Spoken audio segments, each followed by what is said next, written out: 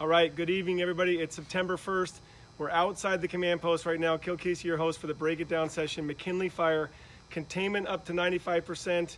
We have the team transition going on inside the building. That's why we moved outside tonight. That means John Thompson's Northern Rockies team is exchanging information as they have been all day long. We call it a shadow day with the McDonald outgoing Alaska team. That's the team I'm a part of, and I've been honored with everybody here in Alaska to be on this fire, serving, working hard, working with you, the public. And so ask your questions here. Gina's behind the camera. She's been at Sheep Creek Lodge for days, so those of you who have been up there, you know who Gina is. And then Jake is off in the wings, and my very special guest, Incident Commander and Chief of Fire and Aviation for the state of Alaska, Norm McDonald, longtime local. Come on in the camera, Norm. All right. Thank you for the honor of working with you. It's been quite the incident. When we got here 2 weeks ago, it was quite a different scene. It was. It's been a long 2 weeks. A lot of good work is done. I do want to just say a couple things. When we got here, we had the Matsu Borough and the local Division of Forestry office were running the fire. It was under their command. I did an outstanding job for those first 2 days. We rolled in on a Monday, relieved those guys, let them get back to their day jobs, let them get some sleep, and we've been working here ever since. So the team's been in the front of the camera. Gail's been doing a lot of the updates, but there's been a lot of people involved, and just want to go through a quick list, starting with the Matsu Borough and their first responders that were first on scene. Outstanding to work with them. Alaska State Troopers, we could not have done it without them, with the traffic control, helping with evacuations and just the security of the incident as our firefighters worked in there. State Parks helped out with the roads and with the evacuations. DOT again with the roads. National Guard was a huge player that came in and helped relieve the troopers, get them back to their jobs during a really busy time with state fair and hunting season starting up. So the National Guard played a big role in with that traffic control, and just a lot of different groups that all came together. So one of our jobs is to coordinate that effort, but a lot of people provided outreach and support to make that all happen. So a really good effort. That's I've said it before, I'll say it again. That's why I love living in this state and working here. When there's an emergency or a disaster, a lot of people come together to make it successful. It makes our job a lot easier. And I know early on we had talked about it. Every single home that's lost is a heartbreak for all the firefighters out there, but everybody stayed safe. We didn't lose any human life, and there were a lot of incredible saves when you come right down to it. There are, yeah. If you drive through the burn area, there is a lot of heartbreak with the lost structures, lost homes. It's something that weighs heavy on all of us. But also I see a lot of the victories with the homes that should not be standing, and that's just a lot of good work from those first-in firefighters to do that. So yeah, you never like to see homes lost at all. It's a tough part of this job. But again, public safety, firefighter safety are number one, and we carried that from the initial attack all the way through today. So we'll continue that. That'll be our objective through the remainder of this fire, and for the next team in, same thing there. I know you got to get back to work, but I know we've talked about it a lot. We want to make sure the folks who evacuated and went to the evacuation centers in Menard and Upper Susitna, who pulled themselves out of their lives in Hidden Hills, who displaced themselves on our request, we want to say thank you. We know that wasn't easy. It really helped us not worry about having so many people in there as we were doing our tactical operation and not knowing what the fire was going to do. No, that's it.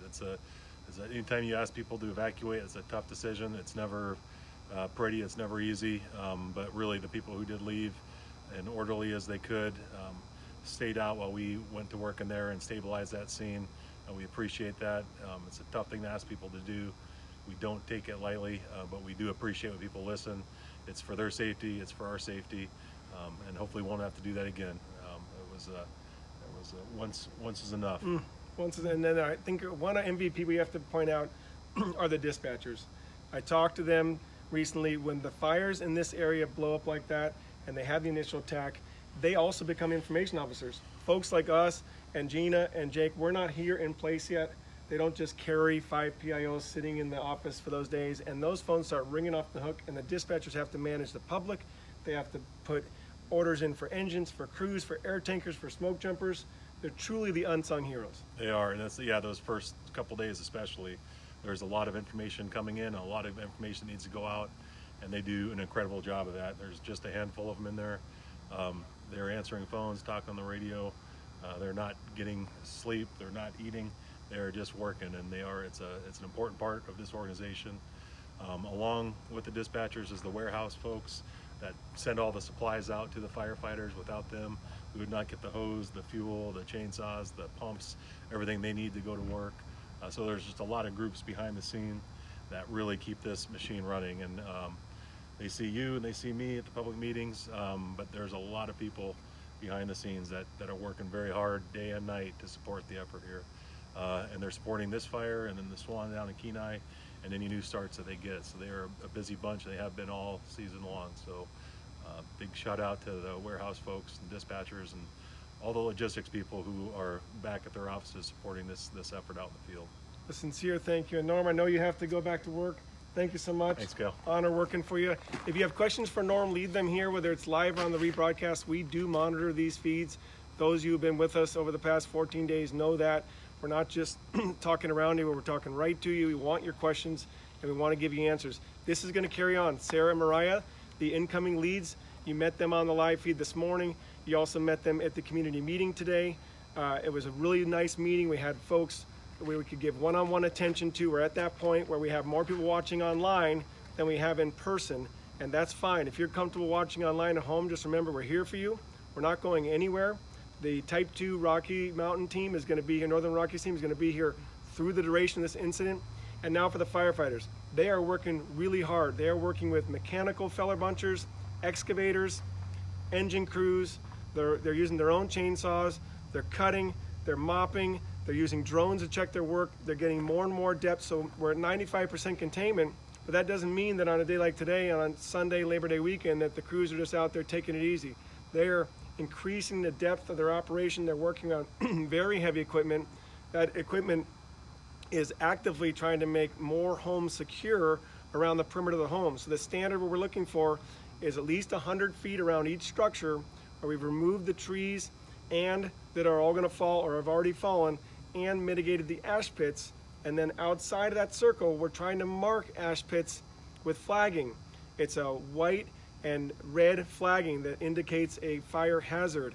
A black and yellow flagging would indicate a smoldering debris of unknown origin, otherwise known as hazardous material, but maybe not even that technically hazardous. I don't want people thinking we have a whole bunch of toxic things out there, but if it's something that wildland firefighters can't identify, then we put the yellow and black around it so that we don't have to expose ourselves. I'm going to bring in Jacob Welsh, smoke jumper, hotshot, now public information officer. He's been around these type of mop-ups where you have to go in and you don't know exactly what's smoldering in somebody's yard. Yeah, especially when you get into neighborhoods. There's plenty of things that burn that aren't just fuel from the forest. You know, that stuff isn't as harmful, but it is harmful. We don't know the long-term effects of smoke inhalation. And all wildland firefighters, they don't carry any type of breathing apparatus like the structure folks. So if we have something that we think is hazardous, that could be, you know, something that has paint in it, that could be rubber, plastics, and cars are full of all of those and more, and computer type things. So all this stuff burns, and that stuff we just don't want people to inhale it or be exposed to it. So yeah, that's it's definitely a concern. So flagging that off will keep us safe, yeah. So while I'm here, I just wanted to say, I know we have something to report here. Breaking news. Breaking news. So I just want to say thanks to Greg Kennedy out in the Falcons Ridge neighborhood. Thanks to Kyra Workman, and her mother Diana. So all those folks got together, put on a barbecue yesterday. It was amazing.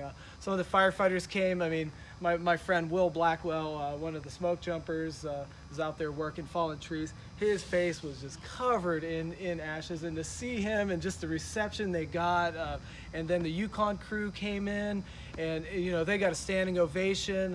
It was a beautiful thing, and so you know I had an opportunity to capture that. So and I felt really strongly about capturing that because a lot of folks don't get the opportunity to see this. Firefighters included, and the public, and those that are watching in Anchorage, those of our friends who are watching in Oregon, Washington, wherever they may be. Everyone in the fire community don't really get to see these touchy, feely, warm, fuzzy, the gratitude, events. The really special gratitude. Mm-hmm. So you had mentioned that Yukon crew. They come out of the villages in the upper Yukon Flats. They fly in together. They have a long tradition of fighting fire, And when they have a reception like that, when they're treated like the heroes that they are, Oh, it's amazing. You see everybody light up. I mean, you know, I guess food is definitely the way to get to reach everybody. And I've worked in some of those villages, worked with the Venetai, Circle Central, worked in some of these small communities, Christian River, places around there, and we've had nothing but like a warm reception from the villages. So, you know, just what Norm said, it's like he loves working in Alaska, born and raised here, and you know, because Alaskans come together, and that's one thing that I saw. One thing that's amazing, and we're trying to really capture, is that everyone came together, provided these services for folks that were, you know, they lost their homes, they lost their food, they lost their way of life. I mean, and it gave, you know, just having little events, barbecues like that, just a way to talk about things, talk about the experience you had, because this is traumatic for all of us. We all experience, even as firefighters, we have to go home and shake it off. But another group I want to give props to is Sheep Creek Lodge. I mean, Sheep Creek Lodge has been there since day one, helping feed people, and you know, giving coffee, providing a place for people to meet, a lot of the locals. And so Jesse and Molly, you've been great. yeah, So, thank you, Sheep Creek. Thank you, everyone. And for a while, they actually thought that the lodge was gone. So imagine that, having that incredible building. Of course, the Caswell store burned. We feel for the store owner. We know what it's like to lose a business like that. It's just traumatic. I mean, you look at the Sockeye fire scar. 4 years later, we're still rebuilding. We're still coming out of it. We still have the blackened trees around us. And so a lot of this trauma is real. I know when folks first started to come home, Karen, our incredible ops chief, who you've seen on camera quite a bit and met at the community meetings, she came in one night and she said, wow, people are really sharing their stories with the firefighters about how scary this blow up was, especially as the winds kicked up to 27, 30 miles an hour coming from the north, both Saturday night and Sunday night, and people running from their homes as their homes are burning. The Caswell store owner was on top of his roof with a hose as Michelle Weston and Maureen were yelling, get off your roof. There's no way you can save this. Everybody lives with these moments. They're not easy to process, but the more we come together, the more we share, the more we talk. I mean, even the kids at school, when I went in that day, they all had stories about that day. Yeah, that's what we're here for, is even as information officers. We're here to hold a space so that you can reach out to us, tell us your story. We want to hear it. Like a lot of firefighters do as well. I mean, because we're in it together. It's not just community firefighters. We're together. I know there's a lot of talk about who cooperating agencies that helped, which there's a lot of people that came together to make this happen, but who really, you know, the communities make it happen, because we're here for you. We're here to protect you, to protect property. You know, it's just a beautiful thing to see. And you know, just being from Oregon, I've been up here 9 times to fight fire, 3 times as a hot shot, 3 times as a jumper, and 3 times this year alone as an information officer, from Fairbanks to the Kenai and now to here, the Willow area. So you know, I've just seen a lot of Alaskans, the way they live. And you know, when somebody comes out, born and raised Alaskan, that may look a little standoffish, and when they come out and express their gratitude to us,